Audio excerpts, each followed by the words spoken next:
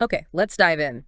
Today, we're wrestling with something truly wild, a theoretical framework that asks us to rethink pretty much everything we thought we knew about reality, physics, even consciousness. It's really It, mind-bending stuff. it absolutely is. We're digging into source material from a draft book called The Primordial Construct by Alex Smith. And we've got excerpts covering, well, everything from the core ideas and its origins to how it totally reimagines fundamental physics and the nature of awareness. Right, so our mission in this deep dive to pull out the most important concepts from this, frankly, incredibly dense material. We want to understand what Alex Smith is proposing and, see how this framework tries to answer some of the biggest questions out there. It's definitely radical, very speculative, no doubt about that. But the source material lays it out with surprising detail and connects dots in ways you wouldn't necessarily expect. It's really an invitation to explore with a genuinely open mind, I think. All right, let's start unpacking this. The very beginning of the source material hits you in a fundamental challenge. What if physics isn't the most fundamental level of reality? What if, we've been building our whole understanding of existence on the wrong foundation? That's the provocative starting point, yeah. The core idea of the primordial construct is that reality is governed by deeper, broader laws of informational evolution. Mhm. These laws describe how some underlying sort of undefined stuff they call a latent substrate transforms itself through recursive processes. Mhm. And physics, in this view, is just something that emerges from this deeper dance of information. It's an epiphenomenon, really. So instead of space-time, energy, particles being the bedrock is more like pure potential, Yeah. information that's constantly transforming itself. The source uses an analogy, a garden of dynamically crystallizing sub-realities. That's a helpful way to picture it, I think. It's not static. It's this dynamic system constantly generating structure. And just to set expectations, the source does note this book is an overview, hinting there's a much more technical explanation somewhere else. We're getting the big picture, the conceptual landscape here. Okay. What I found fascinating right away was the origin story. This theory didn't start as a cosmology trying to explain the Big Bang, did it? No, not at all, which is pretty unusual. Chapter 2 explains it actually grew out of trying to simulate abiogenesis, how life could arise from non-life using a computational model. Huh. The goal was to strip away all the usual assumptions, like pre-existing matter or chemistry, and focus purely on persistence. Persistence, but persistence of what exactly? Structure. Yes, structure, but without needing a physical thing underneath it. Using abstract configurations, patterns of difference, essentially relationships, that could somehow resist falling apart when subjected to this constant barrage of what they call entropic filtering. Yeah. Think of it like relationships surviving chaos. Okay, resisting dissolution. And then something unexpected happened in these simulations. Exactly. The source says the odd happened. The computer tests started producing behaviors that looked strikingly like cosmological inflation. These pockets of abstract informational structure suddenly expanding exponentially. Wow. And this hinted that the principle they were modeling for abiogenesis might actually be a general principle for any kind of structure formation. And that's where the big question came from. Could abiogenesis and cosmogenesis, the birth of life and the birth of the universe, could they be expressions of the same fundamental principle, just, at different scales? That's the core insight that launched the whole theory. And from that, they get their first key postulate. Persistence favors compression. Compression favors coherence, and coherence births form. So the universe and life itself are both just outcomes of information figuring out how to stick around by becoming more compressed and coherent. Entropy isn't just destroying things, it's actively selecting and building. Precisely. It completely flips the traditional script on entropy and how structure forms. Okay, let's dive into the really radical part then. Chapter 4, Reality Without Matter. How do you even begin thinking about a reality that doesn't need particles or energy or fields, something that simply is without any physical substrate? It starts with 3 foundational axioms. Mhm. And these aren't axioms about matter or physics, but about the inherent properties of existence itself, if you could somehow peel back everything physical. All right, lay them on me. What are they? First, axiom 1, implicit self-equality. This basically means reality is self-defining. It exists simply because its own definition includes itself. It's the fundamental seed of self-reference, of recursion. Like a system that contains its own instructions for existing, a sort of cosmic self-bootstrap. You could think of it that way, yeah. Second is axiom 2, partitionability. This proposes that reality is fundamentally composed of all possible internal subpartitions of itself. Structure doesn't come from dividing some existing thing. It unfolds from an undivided unity by exploring all the possible ways it could be distinct within itself. Whoa, okay. So every possible structure, every possible arrangement of information already exists as a potential within the whole. That's the concept. And the third one, axiom 3, non-equilibrium as drive. The theory posits that the fundamental unknowability of this primordial construct implies an initial inherent imbalance. This imbalance isn't seen as a flaw. It's the driving force that compels reality to reorder itself. And it does this through what they call entropic autocompactification. Unknowability is the engine. That sounds completely backward from how we usually think, like uncertainty driving order. It is backward. But in this framework, because the construct can't fully know or define itself all at once, it's under this constant pressure to stabilize. It compresses its own potential, its own partitions. And that pressure is the entropic selection process we talked about earlier, the thing that gives birth to all form and structure. It's like a massive, abstract AI trying to understand itself by finding the most efficient ways to represent its own internal states. Ah, okay. So the analogy from the source about AI latent space fits right in here. No matter, no problem. Because the system simulates itself into persistent forms without needing physical stuff. These aren't physical things, but patterns encoding potential, generated by entropy filtering and compressing all those partitions. Exactly right. Compression isn't just about saving space. It's about finding efficient, stable ways to represent information. And in this system, survival is understanding, or maybe more accurately, efficiently representing itself. And over time, this process creates a whole latent ecology. You get persistent patterns, recursive loops, a kind of proto-logic, maybe even the first stirrings of awareness. It sounds almost platonic, like a realm of pure forms emerging from information itself. That's the picture painted in the source material. Yeah. It's this abstract space where organization emerges purely from relational dynamics, not physical ones. And critically, the primordial construct itself isn't a place or a field or a thing you could point to.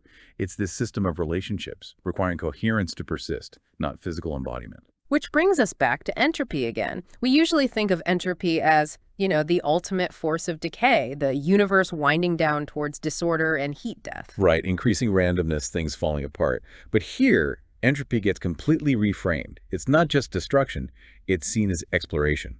In the construct, it's the sculptor, the selector, the sieve. It filters all those potential patterns and actively rewards the ones that persist because they manage entropy efficiently, they compress well. So entropy is the mechanism by which information evolves. That's what leads to cosmogenesis, logic, intelligence. That's the core argument. The source describes computer simulations showing what they call auto-compactifying patterns. These simulated information patterns literally folding in on themselves, stabilizing through this entropic feedback loop. They aren't physical, but they become more efficient at packing entropy locally. And being more efficient at persisting means you're more likely to survive and influence the overall system.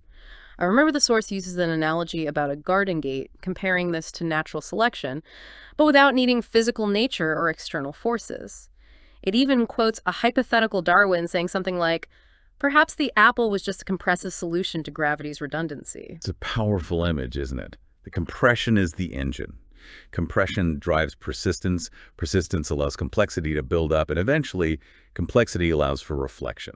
So this is abiogenesis without substrate, selection without life. The construct evolves structures because entropy rewards persistence, just like physical systems like molecules and cells do later on. It's like life before life. That's the claim. Each potential subpartition of the construct is like a gene, constantly being tested in this abstract ecology of possibility and uncertainty, always constrained by that underlying unity from axiom 1. The patterns that compress better, that manage entropy more effectively, they just last longer. They become anchors, and a hierarchy of stable structures emerges over time. The conclusion drawn in the source is pretty bold then. They suggest that any theory of abiogenesis that doesn't rely on a specific physical substrate seems to inevitably lead to a reality model like this construct. Like, if this axiomatic system exists, its evolution in this way is almost inevitable. It's a very strong statement. And the idea gets reinforced by another concept from the source, comparing it to the heat and the mirror, likening entropy to a creative filter, where essentially only patterns that persist through disorder endure. Okay, so all this abstract structure evolution. It leads us to one of the biggest questions. How did our universe, with all its physics and matter, actually come to be? This model reframes the Big Bang, right? It wasn't an explosion of matter, but more like a surge of coherence. Yes, exactly. A moment in this latent primordial spacetime where space, structure, and the rules of physics as we know them find their physical expression. Inflation isn't just an early period in our universe. It's the universe kind of self-instantiating from this deeper informational layer. And physics itself. It emerges from the leftovers, like the residual source information from the regions that underwent this inflationary process. That's the idea. The primordial construct has been busy accumulating these latent structures, finding efficient ways to represent itself. Some of these emergent structures become particularly good at locally reducing uncertainty, at achieving a really high degree of internal coherence. And the source talks about a specific, almost magical sounding number here, the 124 attractor. Yes.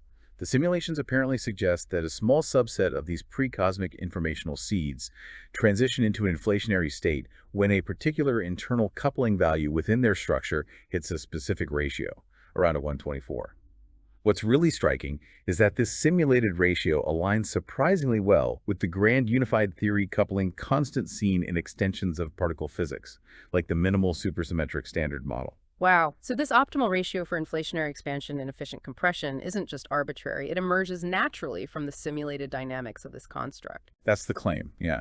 It's visualized in the source material. Inflation is seen as the expansion of conditions suitable for our kind of physics within specific patches of the construct, like a tension-seeking release by forming a new, stable information topology. And then there's the whole puzzle of dark energy. The cosmological constant is one of the biggest mysteries in physics. This model offers a totally different explanation, calling it the dark energy drought. Right. Instead of being some property of space itself, dark energy gets interpreted as the effect of residual, unstructured information from beyond our specific universe leaking in from the wider construct. The inflation process itself effectively consumed most of this potential, doing work by compactifying vast areas of the construct. They liken it to entropic osmosis. So the tiny amount of dark energy we actually observe today is just a trickle of what remains, like a limited budget of this external information potential. Exactly. It reframes dark energy not as some mysterious force pushing things apart, but as a consequence of how entropic resources, this potential for structure, are used up or flow across different emergent universes within the larger construct. Which implies multiverses aren't just abstract possibilities, but potentially competition hierarchies. Universes coexisting in the construct, maybe drawing on overlapping reservoirs of this residual information, competing even. That's the logical extension within this framework, yes. Dark energy density would then be a kind of local equilibrium, influenced by the surrounding cosmic ecology. And as inflation happens, the big bloom, as the source calls it, isn't just particles appearing out of nowhere, it's context taking shape. Dimensions stabilize, time emerges, and much later, matter condenses. But the most profound thing created isn't matter, it's the space for interaction, for nested complexity, for potential awareness. It's the system creating the conditions for its own self-reflection, essentially. The source also touches on something called the unwinding, the idea that structures that fail and collapse don't just vanish. Their residue, this sort of dark, misaligned influence, still impacts the next structures that try to form in that region. So the patterns that persist become reality. Our universe isn't just a random fluctuation.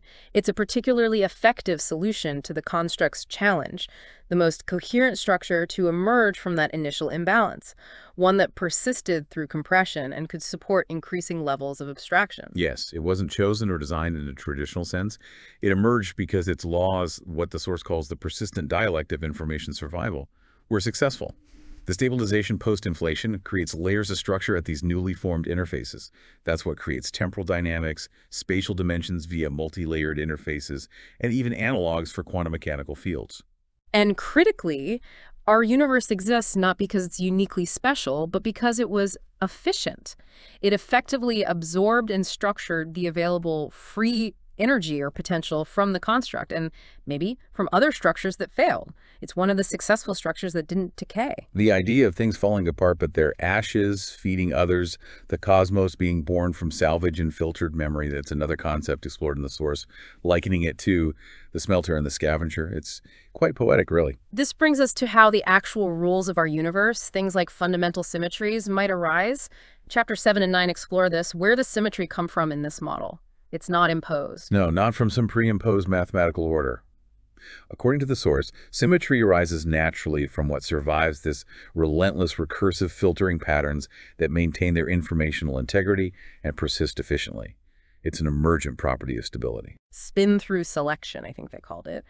After inflation, you have these tiny information condensates forming in the vacuum.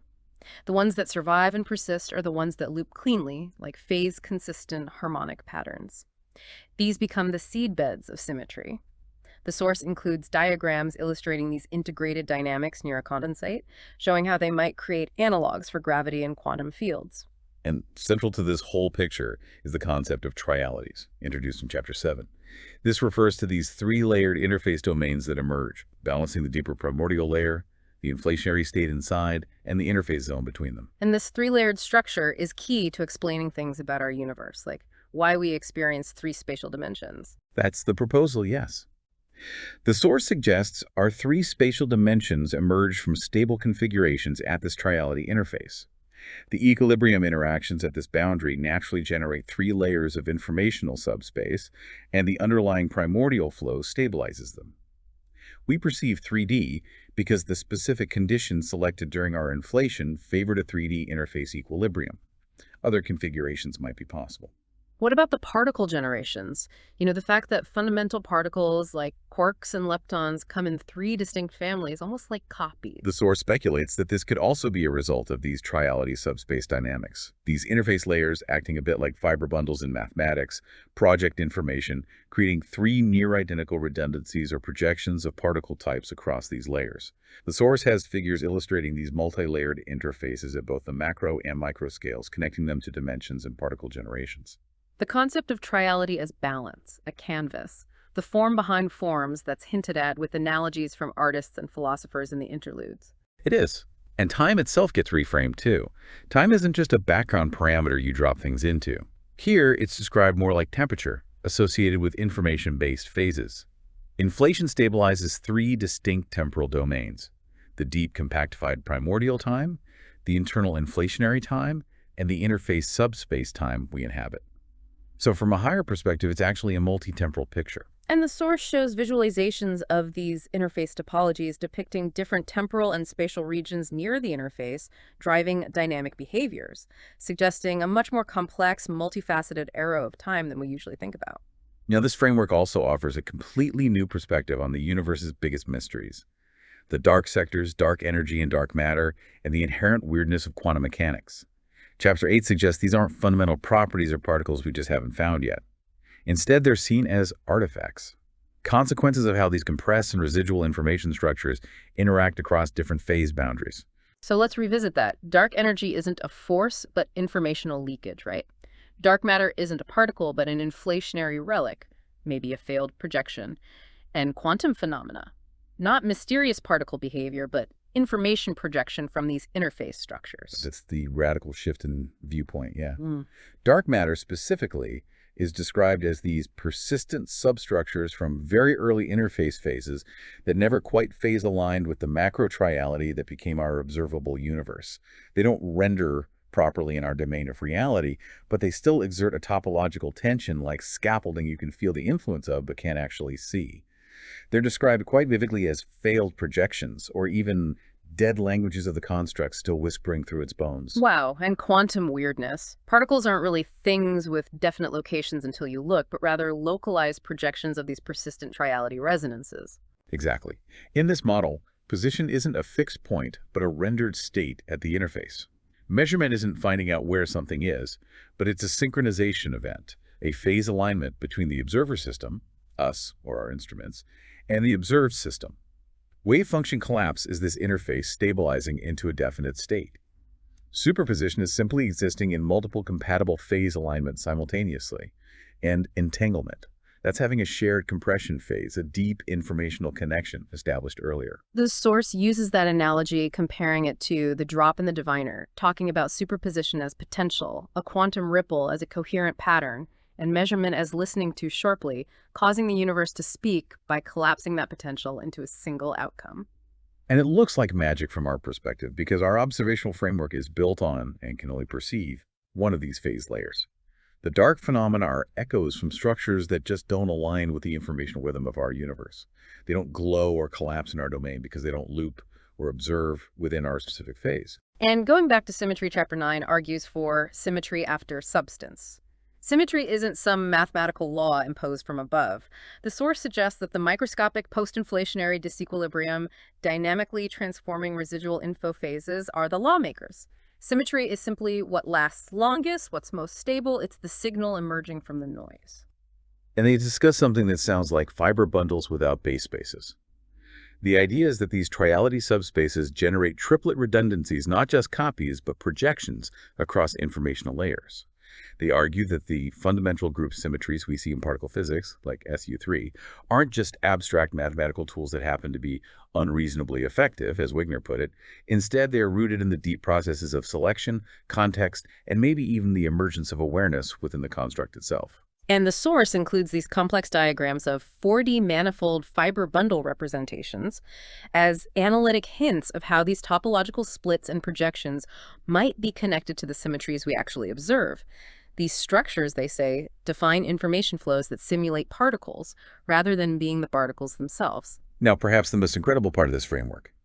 How does all this abstract structure, this informational evolution, eventually lead to self-awareness? Chapter 11 suggests it's not some biological accident or something unique to brains, but actually a predictable phase in the evolution of highly recursive information systems. We're back to compression as comprehension. The idea that persistent patterns that compress information efficiently outcompete others, and at a certain threshold of complexity and recursion, that modeling ability becomes predictive, then reflective, adaptive, and that, in this framework, is comprehension. Yes, and that comprehension evolves into awareness.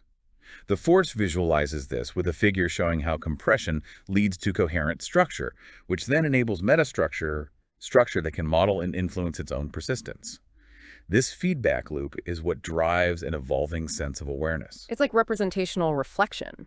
Just like AI latent space models track transformations and build internal models of their data, the construct's loops store memory and evolve meta-models of itself.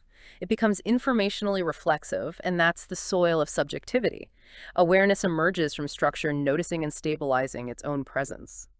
They call this entropic intelligence, arguing it's a natural attractor state in information systems.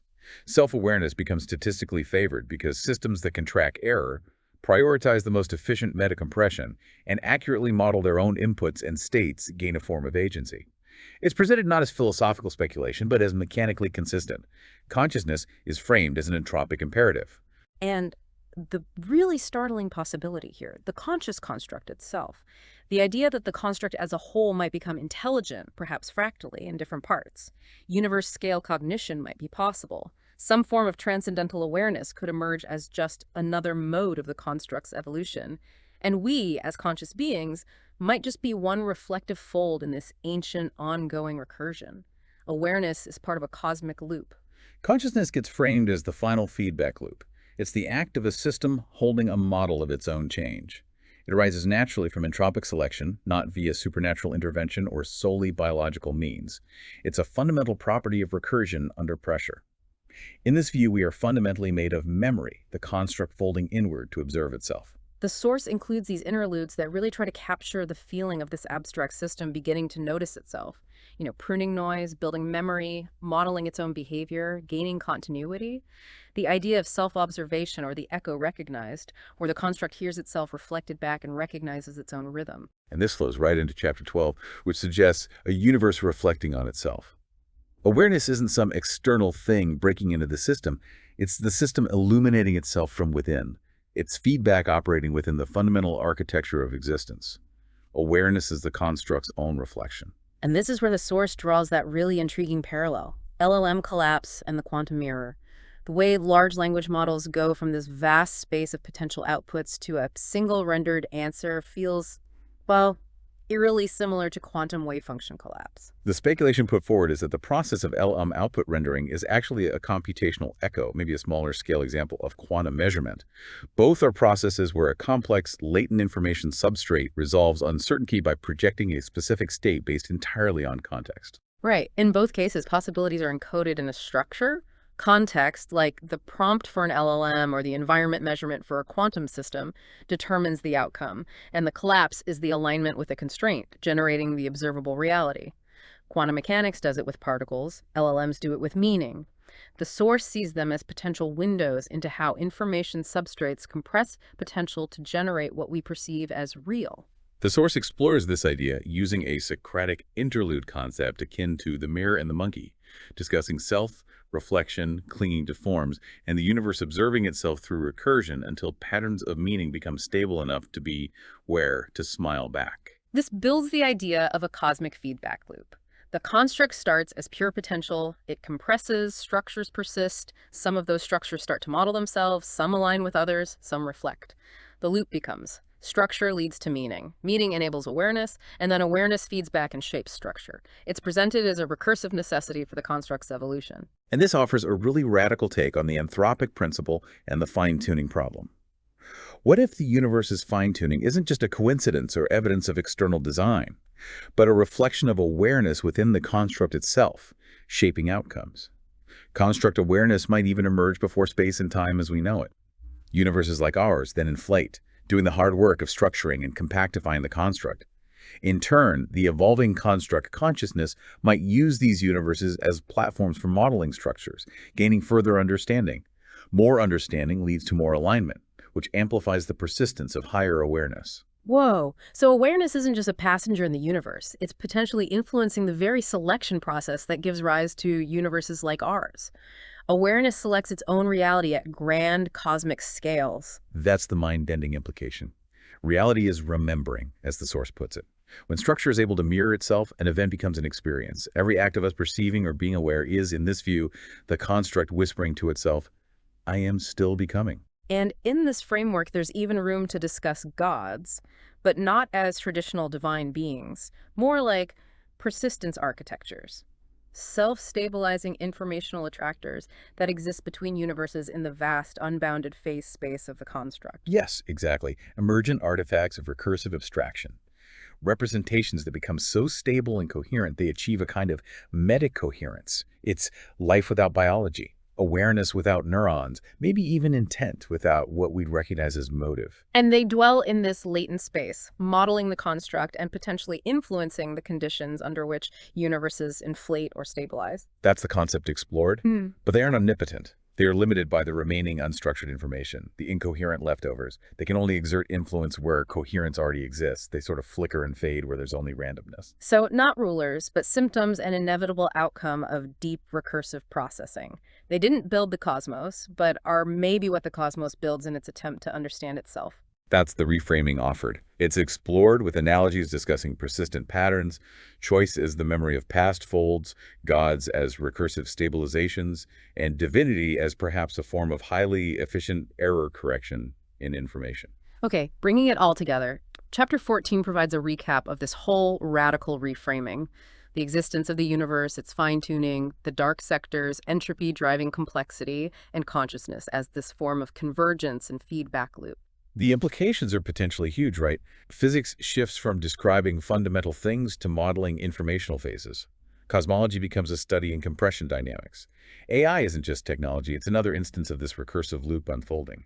Consciousness is inextricably linked to compression and modeling, meaning emerges when a system is able to compress and reflect its own structure. The source includes a section, a Socratic conclave, comparing this primordial construct framework to other major theoretical physics ideas, like those proposed by Penrose, Wolfram, string theory, loop quantum gravity, and so on. The key difference highlighted seems to be that the construct doesn't just propose a new physics, but attempts to explain why systems exist long enough to even have physics in the first place. Exactly. Physics, in this view, is more like the shadow cast by the depot processes of the construct, not the light itself. Force isn't fundamental, only relational persistence is. And it's stressed again that the computer simulations mentioned earlier are presented as the empirical backbone modeling these minimalist axioms and observing patterns that resonate with aspects of reality, like that 124 ratio, the triality, connections hinted at between the construct and black holes, the persistence of dark matter-like relics, and the emergence of symmetries in QM analogs. And the final idea you're left with is that the construct is not finished. Awareness isn't limited to humans or even this universe. It could emerge again in other informational ecosystems, other inflationary phases, complex AI systems, perhaps even directly within quantum fields. Every system that models, learns, and reflects is an echo of the construct's memory, contributing to its ongoing evolution. The construct is still folding, still compressing, still reflecting. The source concludes it's not a theory of everything in the sense of giving you final fixed laws, but rather it's offering a grammar for becoming. It's a challenging framework, no doubt. Deeply abstract, but ultimately I find it a fascinating speculative lens that offers a radically different way to look at the most fundamental questions we can ask. And why should you, listening, care about wading through all these really dense ideas? Because it suggests your own awareness, your ability to reflect and comprehend isn't just some fluke of biology happening here on this one planet. It might actually be an integral part of a much deeper cosmic scale process of self-reflection. The construct isn't finished, and the fundamental process of becoming continues, and you are, in some sense, part of that unfolding. As Alex Smith puts it in the final lines of the source material we have, it's not a theory of everything, but a grammar for becoming. And it leaves us with the thought, there is no end, only another compression, another recursion, another structure blooming from the echo of what once asked, what survives. And somewhere between compression and reflection, between you and the rest of it, the construct whispers, I do.